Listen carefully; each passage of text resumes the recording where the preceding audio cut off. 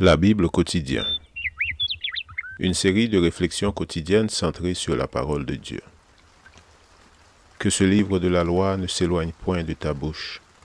Médite-le jour et nuit pour agir fidèlement selon tout ce qui y est écrit. Car c'est alors que tu auras du succès dans tes entreprises. C'est alors que tu réussiras. Josué chapitre 1, verset 8.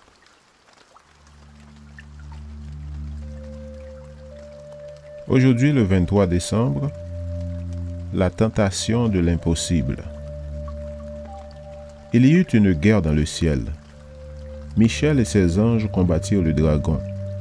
Le dragon combattit, lui et ses anges, mais il ne fut pas le plus fort, et il ne se trouva plus de place pour eux dans le ciel. Apocalypse chapitre 12, versets 7 et 8. L'écrivain péruvien Mario Vargas Llosa a écrit un livre portant le titre de la méditation du jour, La tentation de l'impossible. C'est une analyse du roman Les Misérables de Victor Hugo. Il y déclare qu'au fond, Victor Hugo n'avait pas l'intention d'écrire un roman. Comme ce dernier l'affirme dans sa préface philosophique qu'il n'a d'ailleurs jamais achevée, après avoir passé des années à l'écrire, il voulait seulement démontrer la possibilité d'une vie transcendante dont l'existence terrestre serait un sous-produit temporaire. La préface ne laisse pas présager d'un roman d'engagement, enraciné dans une problématique du maintenant et d'ici même. Elle annonce la démonstration théologico-métaphysique de l'existence d'une cause première, la faisant remonter à l'histoire infinie des hommes. Citation. Ce n'est pas l'opposition entre la justice et l'injustice sociale, mais celle du bien et du mal, qui domine la pensée de celui qui écrivit la préface démesurée et fascinante. Fin de citation. Victor Hugo s'était proposé la tâche impossible de démontrer l'existence de Dieu, décrivant l'univers matériel et spirituel tel que le Créateur les avait faits à la création.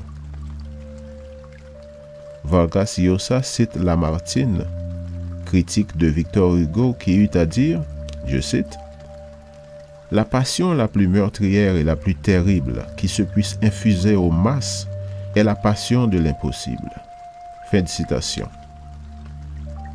Beaucoup de personnes ont souffert de la passion de l'impossible. Celui qui en a le plus souffert fut Lucifer, ce chérubin qui un jour se dit, je cite, « Je monterai au ciel, j'élèverai mon trône au-dessus des étoiles de Dieu.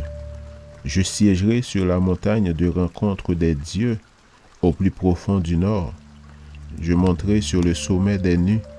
Je serai semblable au Très-Haut. » Ésaïe 14, versets 13 et 14. Lucifer se proposa de renverser Dieu de son trône pour s'y asseoir et devenir Dieu. Cependant, pour y parvenir, il était nécessaire qu'il le fasse de force.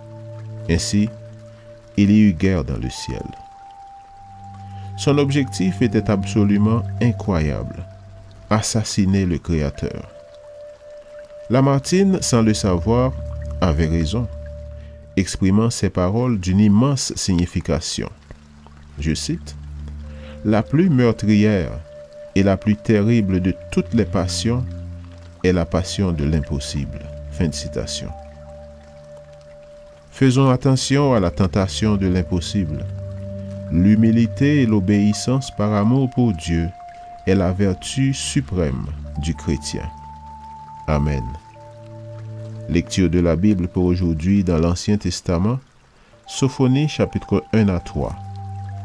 Et dans le Nouveau Testament, Apocalypse chapitre 12.